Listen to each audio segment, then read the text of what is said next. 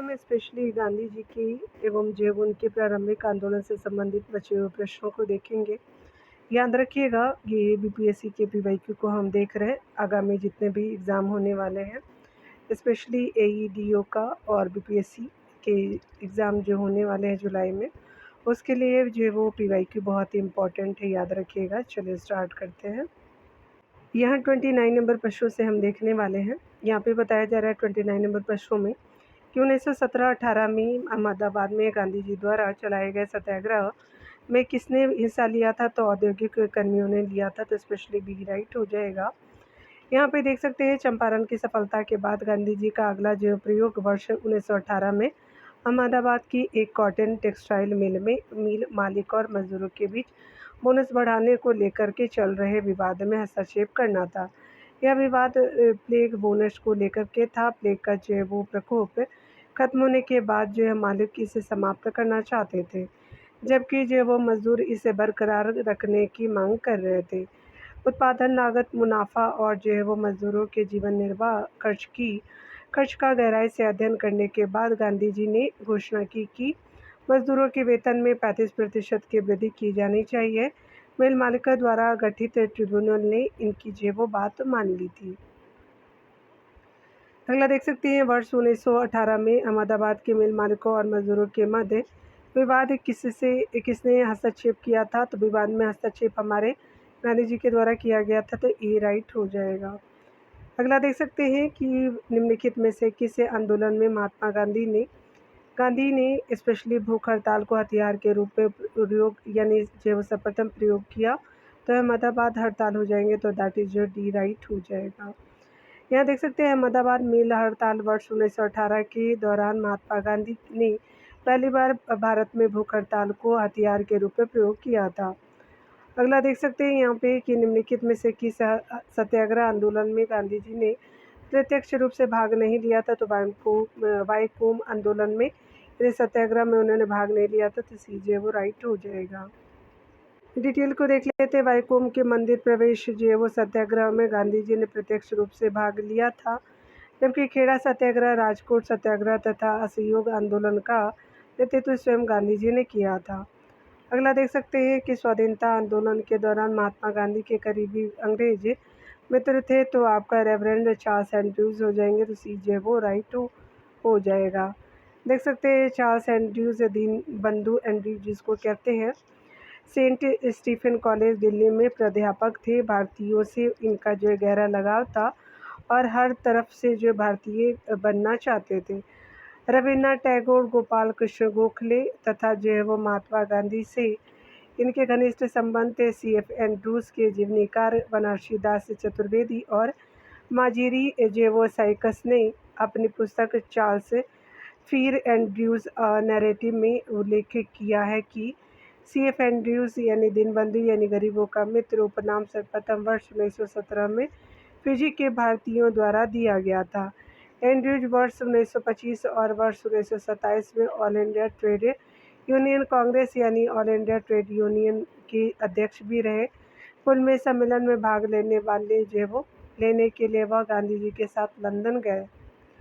अगला देख सकते हैं, ऑल इंडिया हरिजन संघ की स्थापना 1932 में किसके द्वारा की गई थी? महात्मा गांधी जी के द्वारा की गई थी। सीजे राइट हो जाएगा।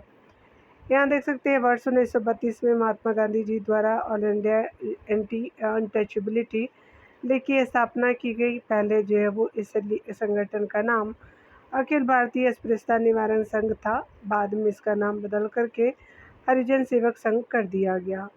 अगला देख सकते हैं, यहाँ पे स्पेशली जो है वो ब्रिटिश का भर्ती सार्जेंट की उपाधि प्रथम विश्व युद्ध के दौरान सरकार को अपना सहयोग देने के कारण किसने जो प्राप्त की थी? तो ये हमारे महात्मा गांधी जी को दिया गया था। बीजे राइट हो जाएगा। यहाँ डिटेल से देख सकते हैं कि प्रथम विश्व युद्ध में महात्मा गांधी जी ने भारत में ब्रिटिश सरकार का सहयोग करने का निर्णय लिया, और क्योंकि उन्हें यह उम्मीद थी कि प्रथम विश्व युद्ध की समाप्ति के बाद ब्रिटिश सरकार भारतीयों को स्वशासन का अधिकार प्रदान करेगी। इसी सहयोग के कारण उन्हें जो ब्रिटिश का भर्ती यानी सार्जेंट कहा गया है। अगला देख सकते हैं, किसान आंदोलन और विकास को देखेंगे तो 1875 के दक्कन के दंगों का तत्कालिक कारण था, तो स्पेशली जो है वो आपका बी राइट हो जाएगा। महाजनों की आपका द्वारा ऊंची ब्याज दर थी, तो स्पेशली बी जो है वो राइट हो जाएगा। 1875 के दक्कन विद्रोह के कारण आपका थे, जैसे महाजनों द्वारा ऊंची ब्याज दर और कृषकों का स्थायी रूप से कर्जदार द्वारा होना और भू राजस्व की ऊंची जेबो ब्याज दर, कृषकों की अशिक्षा और गरीबी के कारण उनके खेत, घर आदि को गिरवी रख कर के ऋण पत्र पर उनसे हस्ताक्षर करवाना और न्याय व्यवस्था की जटिल और खर्चीली प्रणाली के कारण किसानों का अपने हितों की रक्षा करने में विफलता रही थी। इसलिए बीज यहाँ पे देख सकते हैं बीपीएससी ने इसको बीज जो है वो सही उत्तर माना था। किस प्रदेश के ग्रामीण क्षेत्रों में एका आंदोलन चलाया गया था? तो स्पेशली एका आंदोलन अवध में चलाया गया था। डी जो है राइट हो जाएगा। यहाँ डिटेल से देख सकते हैं। वर्ष 1921-22 में अवध के किसानों ने एका आंदोलन में से जो वो एका नाम से आंदोलन चलाया। यह आंदोलन हरदोई, बहराइच, बाराबंकी और सीतापुर क्षेत्र में केंद्रित था। एका आंदोलन के प्रमुख नेता मदारी पाशी थे। अवध के एका आंदोलन का उद्देश्य था तो लगान का नगद में परिवर्तन था, तो डी जे राइट हो जाएगा। अगला देख सकते हैं एका आंदोलन 1921-22 का जो नेतृत्व मदारी पासी ने किया था। इस आंदोलन की गतिविधियों के मुख्य केंद्र हरदोई, बाराबंकी, बहराइच और सीतापुर थे। किसानों की मुख्य शिकायतें लगान बढ़ोतरी और उपज के रूप में लगान वसूल करने की प्रथा को लेकर के थी। किसानों से 50% से अधिक लगान वसूल किया जा रहा था। जमींदारों के गुर्गे यानी ठेकेदार किसानों को प्रताड़ित करते थे। एका आंदोलन का जो राष्ट्रवादियों द्वारा निर्धारित अहिंसक नीतियों में विश्वास कम था। फलस्वरूप राष्ट्रवादी नेता आंदोलन से अलग थलग पड़ गए और आंदोलन ने दूसरी राह पकड़ ली। इस आंदोलन में सरकार को लगान देना बंद नहीं किया गया, बल्कि आंदोलनकारियों की प्रमुख मांग थी बढ़ती महंगाई के कारण लगान का नगद में रूपांतरण किया जाए। अगला देख सकते हैं नाई धोबी बंद जो वो सामाजिक बॉयकॉट का एक स्वरूप था जो 1919 में यहाँ पे हो जाएगा। पहला कि किसानों द्वारा प्रतापगढ़ जिले में चलाया गया था, तो ए जो वो बिल्कुल राइट ऑप्शन हो जाएगा। देख सकते हैं कि वर्ष 1919 में अंतिम दिनों में किसानों का संगठित विद्रोह जो खुल कर के सामने आया। अवध के प्रतापगढ़ जिले की एक जेबो जागीर में नाई धोबी बंद सामाजिक बहिष्कार एवं संगठित कार्रवाई की पहली घटना थी। जुंगुरी सिंह और द्रुपाल सिंह ने इसमें महत्वपूर्ण भूमिका निभाई। देखिए जल्दी ही आंदोलन में एक नया चेहरा उभरा, बाबा रामचंद्र, जिन्होंने आंदोलन की बागडोर ही नहीं संभाली अपितु उसे मजबूत और जुझारू बनाया। बाबा रामचंद्र यानी मूल नाम जो है वो श्रीधर बलवंत जो है वो पुरकत था, का जन्म जो है वो ग्वालियर के एक छोटे से गांव के ब्राह्मण परिवार में हुआ। यहाँ देख सकते हैं कि कुछ स्रोतों के अनुसार उनका जन्म महाराष्ट्र में हुआ था। वर्ष 1920 के मध्य में वे एक जेबो किसान नेता के रूप में उभरे तथा उन्होंने अवध के किसानों को संगठित करना शुरू किया। उनमें संगठन की अद्भुत क्षमता थी। वर्ष 1920 में उनके प्रयासों से प्रतापगढ़ में अवध किसान सभा का गठन हुआ। देख सकते हैं इनमें से कौन जो है वो बिहार में किसान आंदोलन के साथ जुड़े थे, तो राजेंद्र प्रसाद हो जाएंगे। ये जो है वो राइट हो जाएगा। राजेंद्र प्रसाद बिहार में किसान आंदोलन से जुड़े थे। वे बिहार में गांधी जी चंपारण सत्याग्रह के दौरान महात्मा गांधी के साथ जुड़े थे, यानी वर्ष 1917 में। वे सितंबर 1946 में गठित अंतरिम सरकार में खाद्य एवं कृषि मंत्री और संविधान सभा के वो अध्यक्ष भी थे। संविधान लागू होने के बाद भारत के प्रथम राष्ट्रपति बने। अगला देख सकते हैं कि किसान नेता मोतीलाल वो तेजावत संबंधित थे, तो मेवाड़ के भील आदिवासी आंदोलन से थे, तो बी वो राइट हो जाएगा। यहाँ देख सकते हैं बी वो बिल्कुल करेक्ट ऑप्शन हो जाएगा। किसान नेता मोतीलाल तेजावत मेवाड़ क्षेत्र के भील आदिवासी आंदोलन से संबंधित है।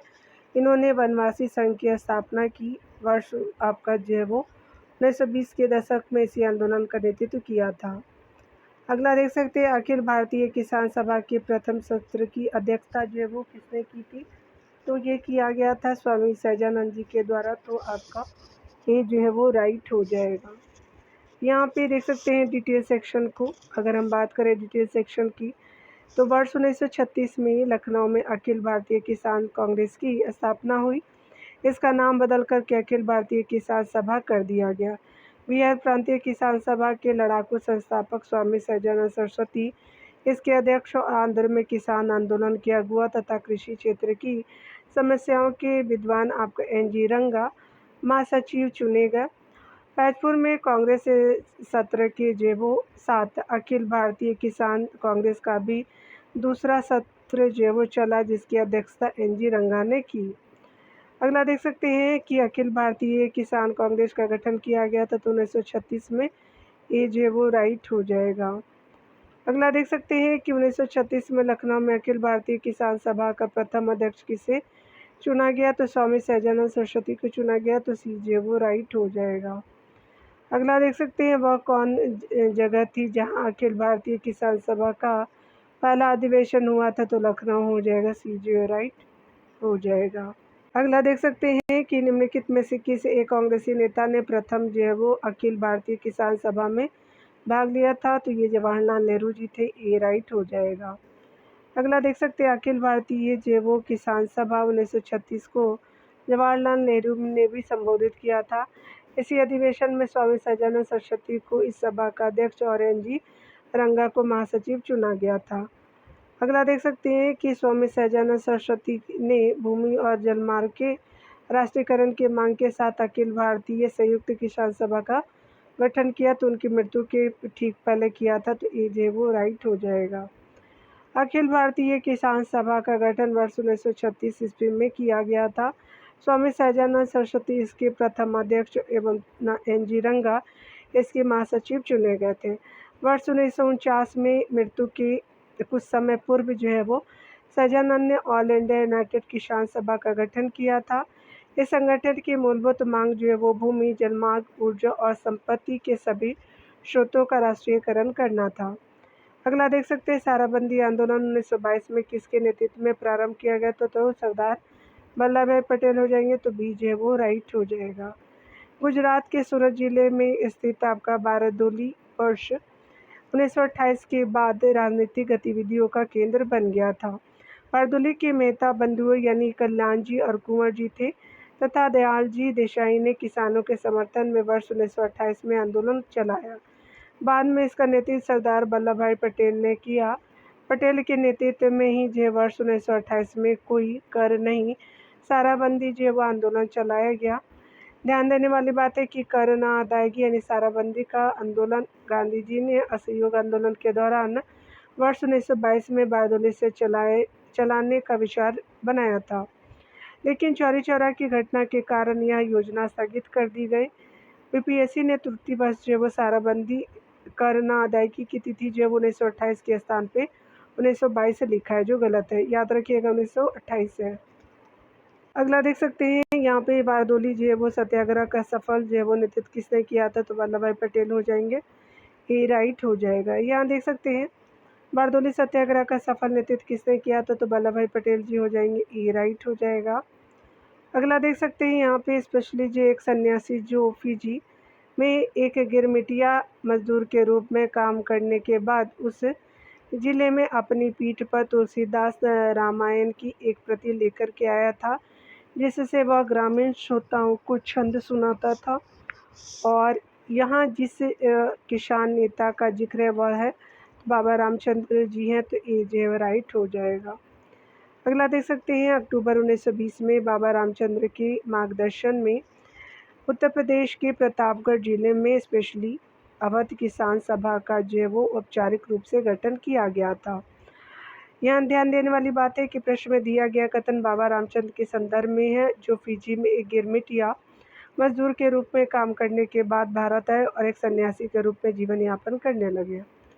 अगला देख सकते हैं यहाँ पे ट्रेड यूनियन और साम्यवादी दल को, तो बम्बई में अखिल भारतीय व्यापार संघ कांग्रेस की स्थापना कब हुई, तो सन 1920 को हुआ, ये जो है वो राइट हो जाएगा।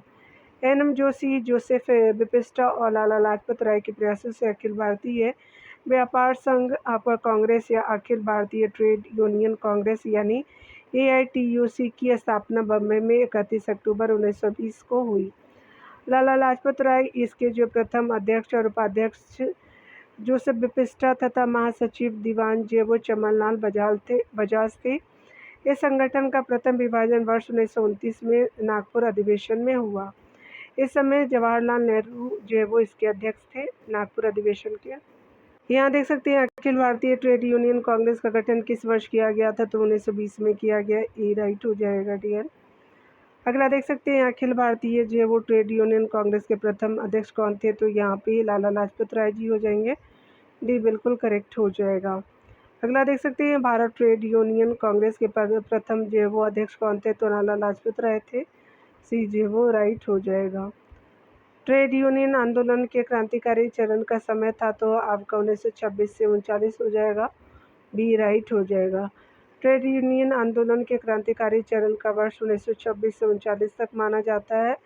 इस दौरान NM जयराय, मुजफ्फर अहमद और श्रीपाद ए डांगे, शौकत उस्मानी आदि भारत में ट्रेड यूनियन आंदोलन के प्रमुख नेता थे।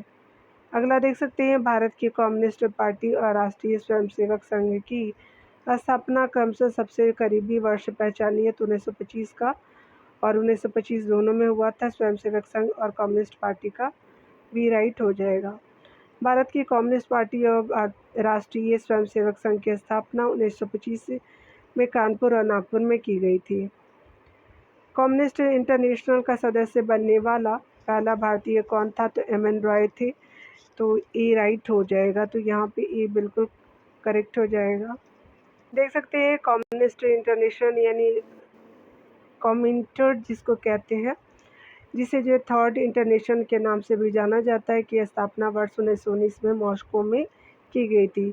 कॉमिंटर्न के जो निर्माण में व्लादिमीर लेनिन और व्लादिमीर आपका एलियच यानी उलियानो हो जाएगा, और उसी कम्युनिस्ट पार्टी यानी बोल्शेविक की प्रमुख भूमिका रही। MN रॉय जेवो लेनिन के निमंत्रण पे मॉस्को गए तथा आपका कम्युनिस्ट इंटरनेशनल के सदस्य बने थे। रॉय जी कम्युनिस्ट इंटरनेशनल के सदस्य बनने वाले वे पहले भारतीय थे। अगला टॉपिक के रूप में रॉलेट एक्ट और जलियांवाला बाग हत्याकांड को देखेंगे 1919 का। यहाँ देख सकते हैं रॉलेट एक्ट भारत में लागू किया गया था वर्ष 1919 में। बी जेवो राइट हो जाएगा। भारत में बढ़ रहे क्रांतिकारी गतिविधियों को कुचलने के लिए सरकार ने वर्ष 1917 में न्यायाधीश से सिडनी रॉलेट की अध्यक्षता में एक समिति जेवो गठित की, जिसका उद्देश्य आतंकवाद को कुचलने के लिए एक प्रभावी योजना का निर्माण करना था। इसके सुझावों पर मार्च 1919 में पारित विधेयक रॉलेट एक्ट के नाम से जाना गया। रॉलेट अधिनियम के द्वारा अंग्रेजी सरकार जिसको जेवो चाहे जब तक चाहे बिना मुकदमा चलाए अधिकतम 2 वर्ष तक जेल में बंद रख सकती है। इसलिए इस कानून को बिना वकील, बिना अपील और बिना दलील का कानून कहा गया है। अगला देख सकते हैं कि रॉलेट एक्ट का जो वो भारतीय राष्ट्रीय कांग्रेस ने विरोध किया, क्योंकि इसका लक्ष्य था व्यक्तिगत स्वतंत्रता को सीमित करना। ए राइट हो जाएगा।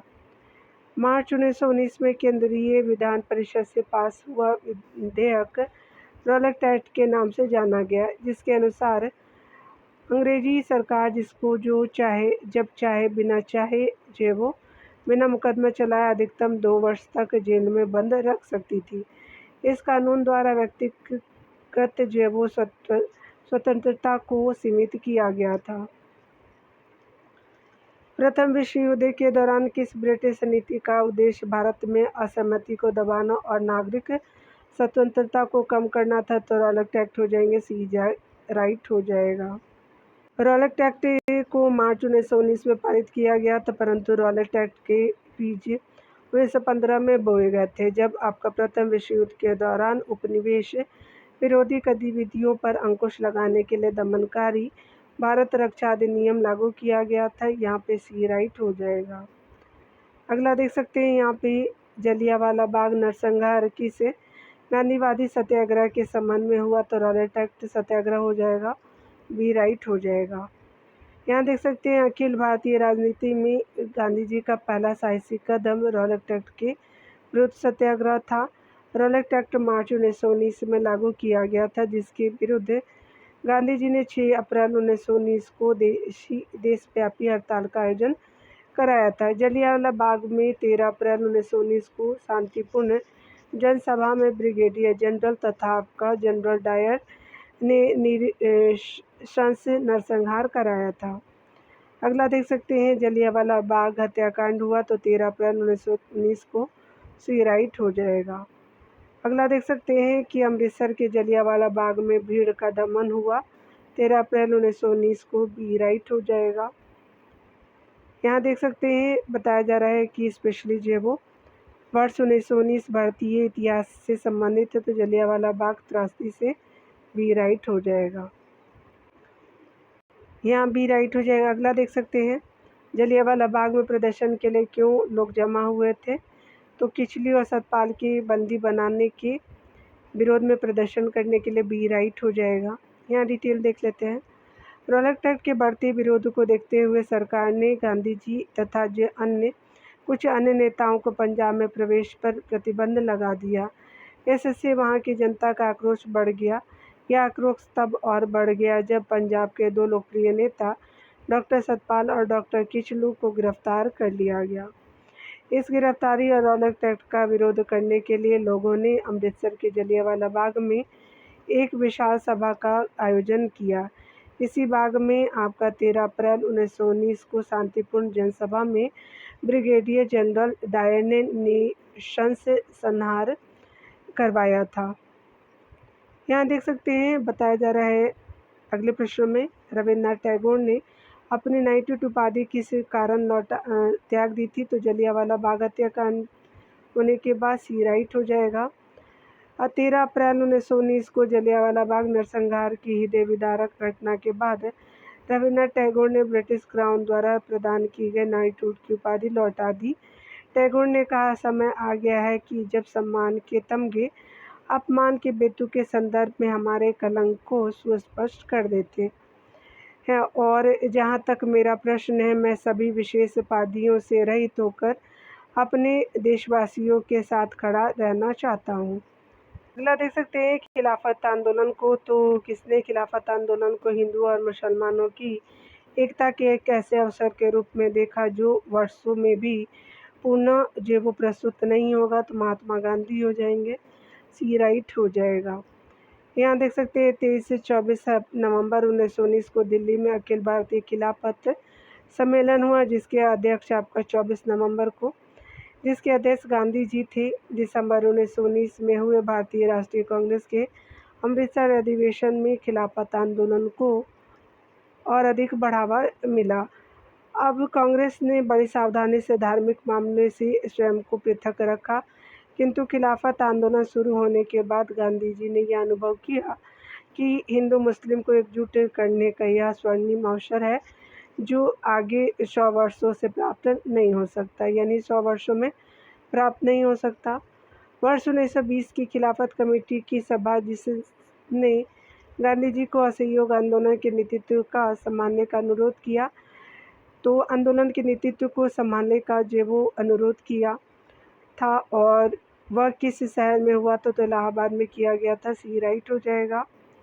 देख सकते हैं, गांधी जी ने वर्ष 1920 में खिलाफत कमेटी की अंग्रेजी हुकूमत के खिलाफ असहयोग आंदोलन छेड़ने की सलाह दी। जून 1920 में खिलाफत कमेटी ने इलाहाबाद प्रयागराज में इस सलाह को स्वीकार किया और गांधी जी को आंदोलन का नेतृत्व करने का अधिकार सौंपा। सितंबर 1920 में कलकत्ता में आपका लाला लाजपत राय के नेतृत्व में हुए कांग्रेस के विदेश अधिवेशन में असहयोग आंदोलन को प्रारंभ करने का निर्णय लिया गया था।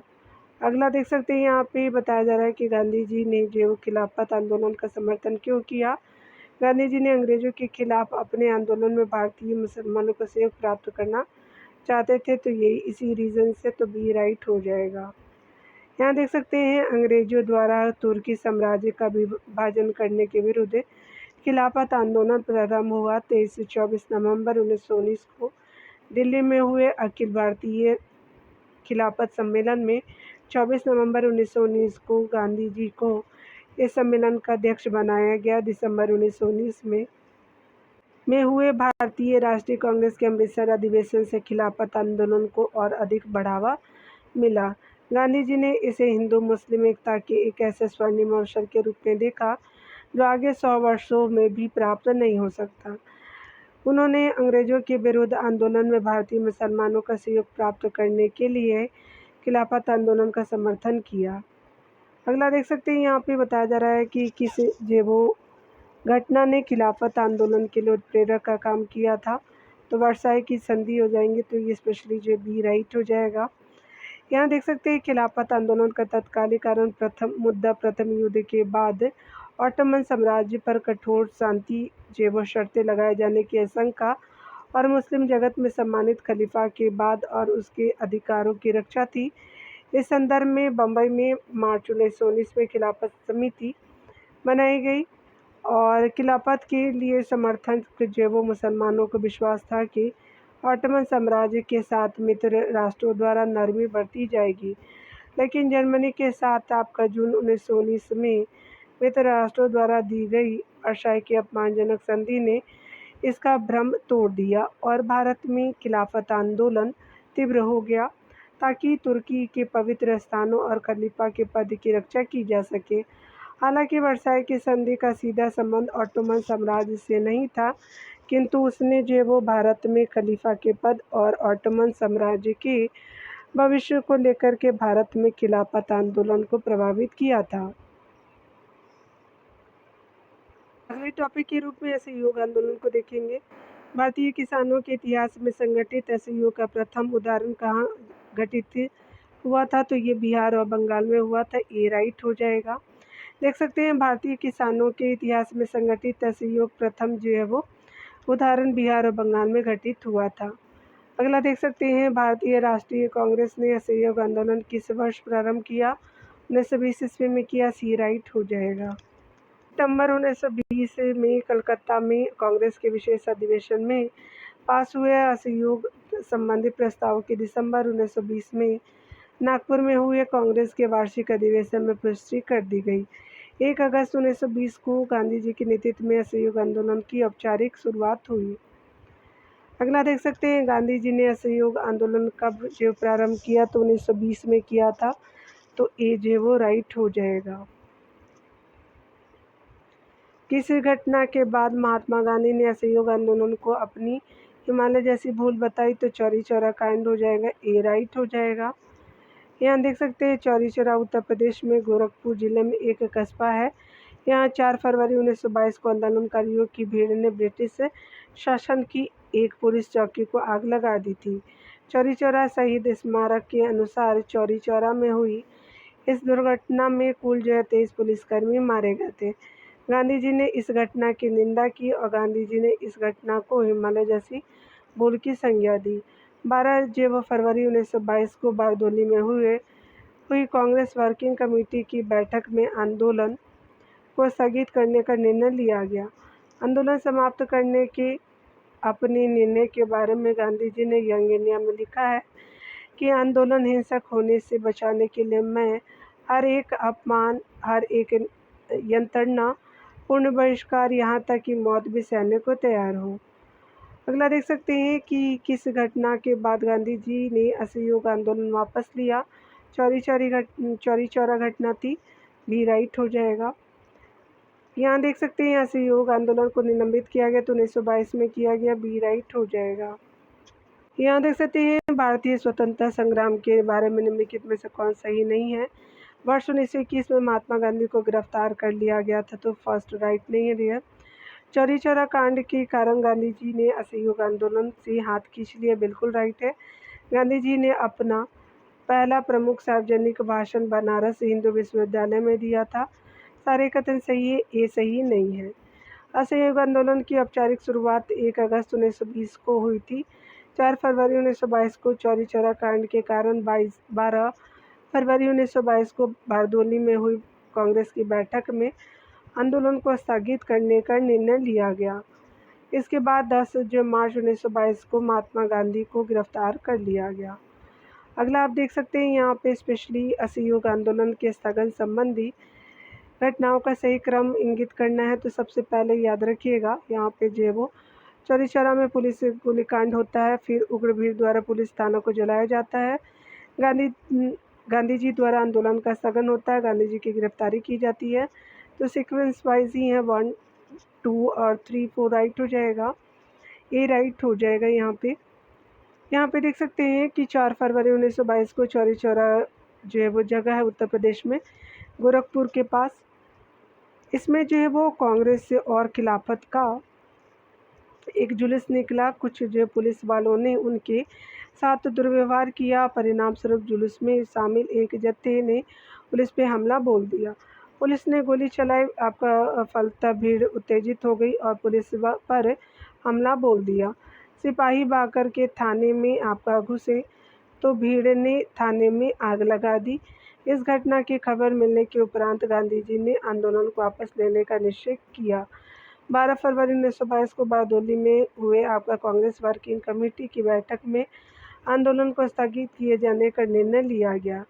सरकार ने इस स्थिति का फ़ायदा उठाकर के 10 मार्च 1922 को उन्हें गिरफ्तार कर उन्हें जो है वो 18 मार्च 1922 को 6 वर्ष की सज़ा दी। इस प्रकार आपका ये सही हो जाएगा। फरवरी 1922 में पुलिस चौकी में आग लगाने की घटना से संबंधित चौरी चौरा किस राज्य में है, तो उत्तर प्रदेश में है, बी राइट हो जाएगा। यहाँ अगला देख सकते हैं।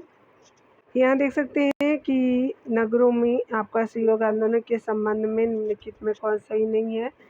आंदोलन में केवल उच्च जातियों और अमीरों ने भाग लिया, फर्स्ट राइट है, यानी सही नहीं है।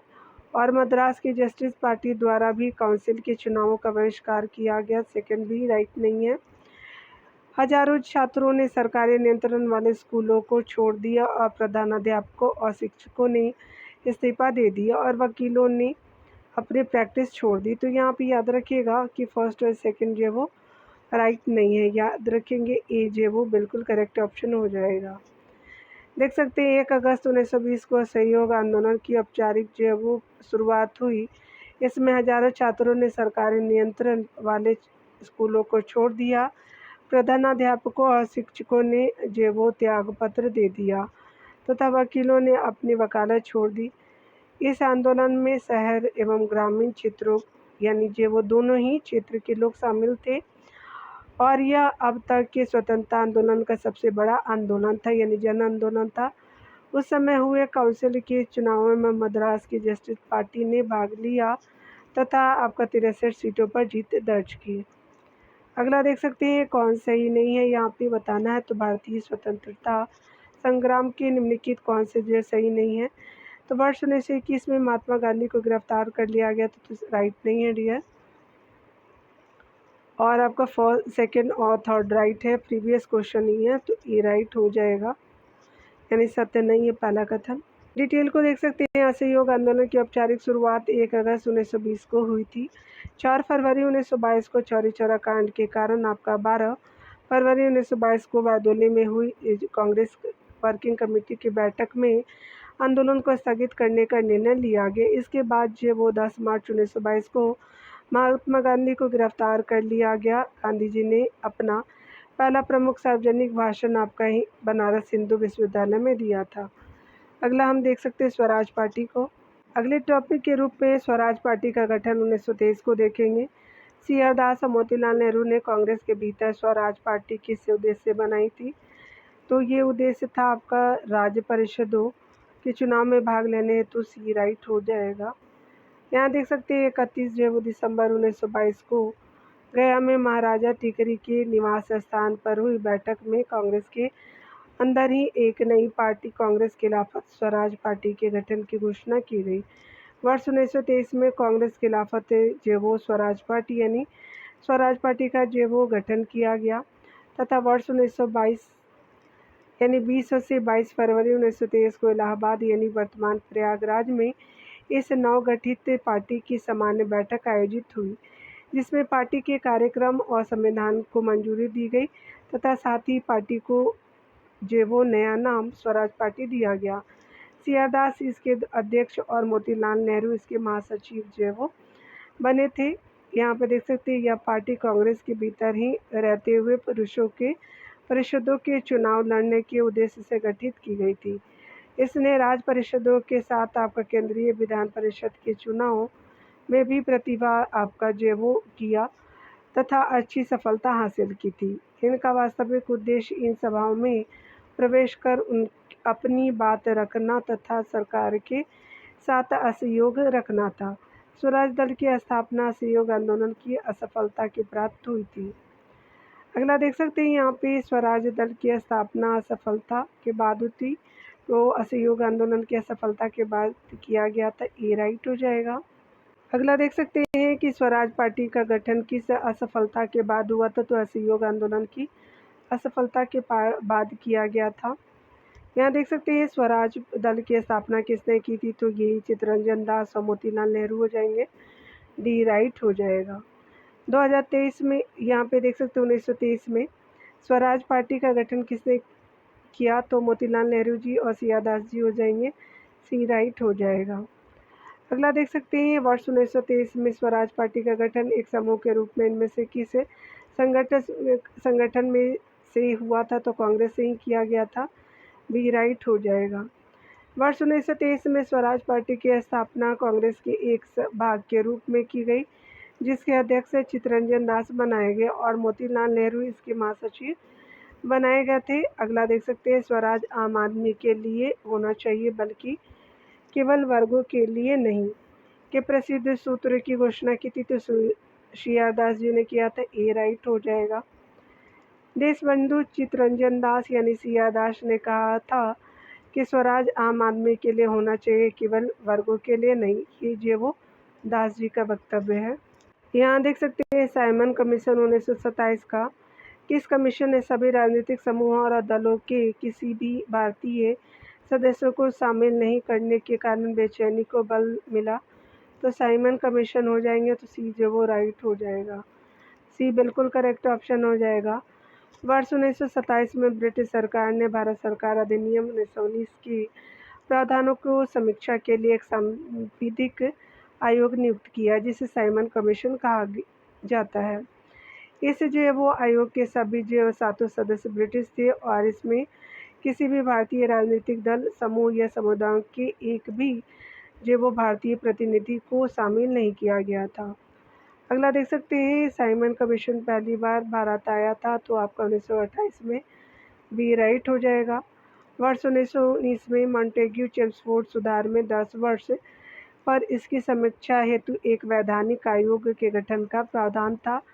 आयोग को यह देखना था कि यह अधिनियम व्यवहार में कहाँ तक सफल रहा तथा उत्तरदायी शासन की दिशा में कहाँ तक प्रगति करने की स्थिति में है, किंतु ब्रिटेन की कंजर्वेटिव सरकार ने इसकी समीक्षा हेतु 2 वर्ष पूर्व नवंबर यानी 1927 में साइमन कमीशन की नियुक्ति कर दी। सर जॉन साइमन की अध्यक्षता में गठित इस कमीशन में कुल 7 सदस्य थे। चूँकि इसमें सभी सदस्य अंग्रेज थे, इसलिए कांग्रेसियों ने इसे श्वेत कमीशन कहकर के विरोध किया। साइमन कमीशन 3 फरवरी 1928 को बम्बई पहुंचा। यहाँ देख सकते हैं साइमन कमीशन के गठन की घोषणा कब की गई थी, तो ई हो जाएगा। यहाँ पे 3 फरवरी हो जाएगा ना। यहाँ देख सकते हैं बम्बई पहुंचा था 28 में, 3 फरवरी को। और घोषणा तो देख ही सकते हैं यहाँ पे नवंबर 1927 का है कि साइमन कमीशन की नियुक्ति की गई थी, तो नवंबर 19